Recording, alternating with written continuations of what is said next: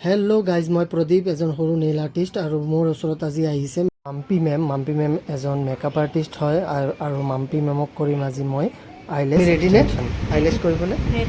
অঁ, চাওঁ কেনেকুৱা হয়। নেইল আৰ্ট আহি যায়, কাৰণ নেইল আৰ্ট আৰ্টিষ্ট মই।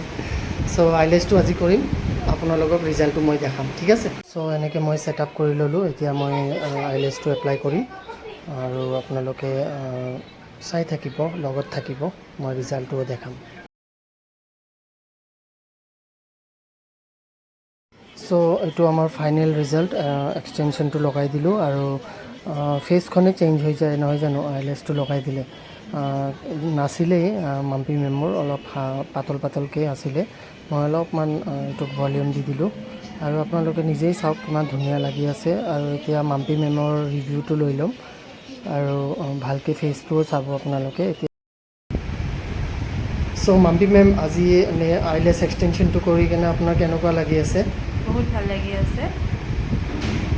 আৰু আপোনাৰতো একদম নাছিলে ন? নাই, মোৰ নাছিলে। মই মোক আগতে বহুতে মাতিছিলে, কিন্তু মই যোৱা নাছিলোঁ। ভয় লাগে ন চকুৰ বিষয়ে এইটো।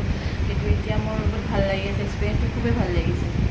আৰু আপোনাৰ কিবা অসুবিধা হৈছেনে? নাই, একো হোৱা নাই।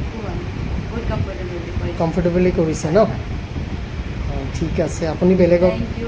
বেলেগক মই ছাজেষ্ট কৰিম ইয়াতে আহিবলৈ। কোনোবা যদি কণ্টেক্ট কৰিব বিচাৰে কৰিব পাৰে। বহুত ধুনীয়া লাগি আছে আৰু কমফৰ্টেবল আছোঁ বহুত মই। এতিয়া চকুটো একবাৰ মুজি দিয়ক, মেলি দিয়ক।